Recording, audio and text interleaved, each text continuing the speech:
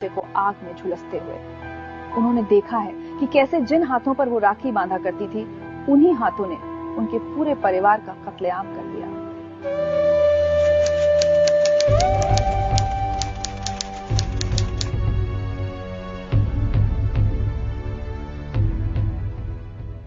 शकीला बानो अहमदाबाद की रहने वाली हैं? हाँ, अहमदाबाद की।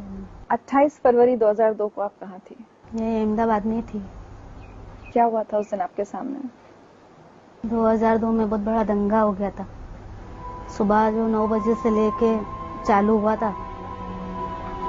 एक दिन पहले तो जो गोधरा कांड में हुआ था, उसके दूसरे दिन हमारे वहाँ हुआ अहमदाबाद में। सुबह 9 बजे से लेकर शाम के 6 बजे तक भाग भाग के हम थक चुके थे।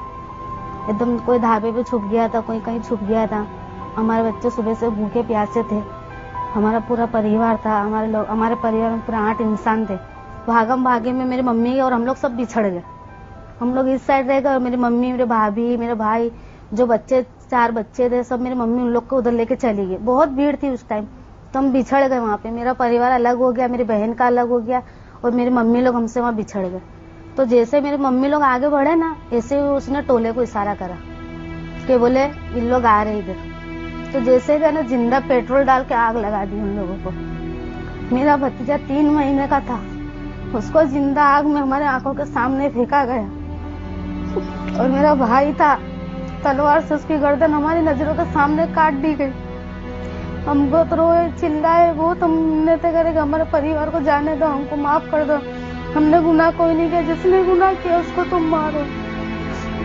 ऐसा सर काट के हमारे कदमों के आगे पड़ा था मेरे भाई का। 2 ही भाई थे हमारे। 3 महीने का जो लड़का था वो बोले तेरे बच्चे को भी हम देख तेरा क्या हाल कर दे। 3 महीने का बच्चे को गोद में से छीन के ऐसी आग लग रही थी, वो आग में उसको डाल दी।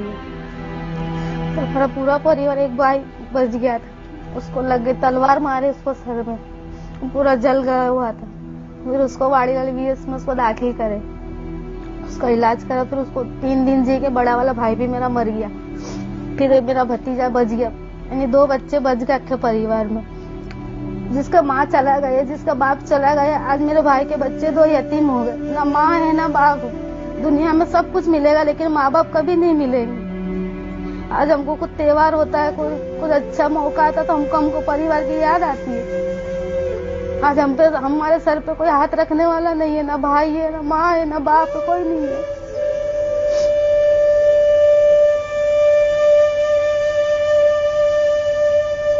इस तरीके से जला दिए थे कि हमारे परिवारों को देखो ना, जैसे लाश एकदम जला गए, जैसे कोलसे की तरह लाशों को कर दिए थे। इतनी लाशों का ढेर हो गया था।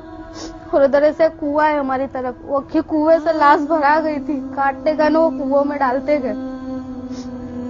जिस टाइम रात को फिर सालम कैंप की गाड़ी है ना, तो ऐसी लाशें पड़ी, हम लोग लाशों के ऊपर से पैर रख रख के हम चले गए। इतनी लाशें, इतनी बच्चे कटे हुए, इतने लोग कटे हुए, इतने जले हुए। उस टाइम तो हमको तो ये भी नहीं था कि हमारी लाशों को हम लेके जा रहे। हमारी लाशें तो हम पहचान भी नहीं पा रहे थे, इस तरह से हमारी लाशें हो गई थी। इतना हमारे साथ हुआ है तो हम कैसे भूलें। कोई किसी के घर का एक इंसान मरता है तो उसकी याद नहीं जाती जल्दी से। तो पूरा हमारा परिवार खत्म हो गया। हमारे परिवार में तो कोई बचा ही नहीं है, 2 बच्चों को सिवा।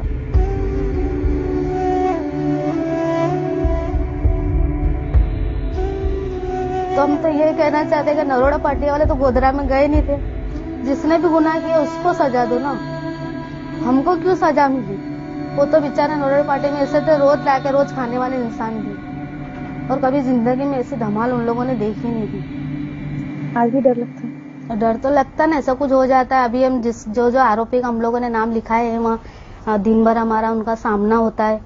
हमको तो यहाँ तक के बोलते हैं, हमको भी धमकी भी आती है कि बोले तुमने बहुत बताए ना हम लोगों को, बोले तुम देखो तुम्हारा हाल हम क्या करते हैं। पहले तो बोले हमने खुलेआम मारे, अभी तो तुमको जहाँ सो जाओगे तुमको वहीं खत्म कर देंगे। 10 साल हो गए, आज तक हमको इंसाफ नहीं मिला। हम तो ये चाहते कि हमको इंसाफ मिले और जो हमारे मरे हैं ना, वो उनकी रूहानी खुश हो जाए।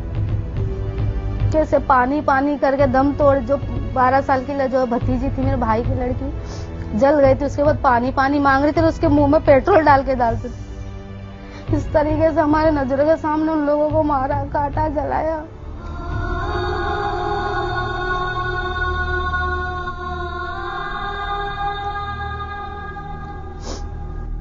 तो आपने कहा कि आपको जिन लोगों को आप अच्छा समझती थी, जिनसे जान पहचान थी, उन्होंने भी धोखा दिया। हाँ, अब तो आप किसी पर विश्वास नहीं कर पाओ। किसी पे विश्वास नहीं है अब हमको। हमारे साथ रहते हुए उन्होंने हमारे साथ गद्दारी करी है, तो किस पे भरोसा करे? क्या पुलिस वाले पे करे? क्या गुजरात सरकार पे करे? क्या जो रहने वाले हमारे बाजू में थे, क्या उस पे विश्वास करे? 10 साल हो गए, ये तो खाली सिर्फ बोलने का, लेकिन हमको तो ऐसा नहीं लगता। हमारे को तो ऐसा लगता है ये अभी का माहौल है, ये हमारे साथ अभी हाल में हुआ है। 10 साल हो गए, लेकिन हम एक एक पल हम नहीं भूले। और कभी भी हम पूछेंगे, तुम 10 साल के, हमको 20 साल बाद भी पूछेंगे तो हमारा जवाब यही रहेगा, ना हम कुछ भूले ना भूलेंगे।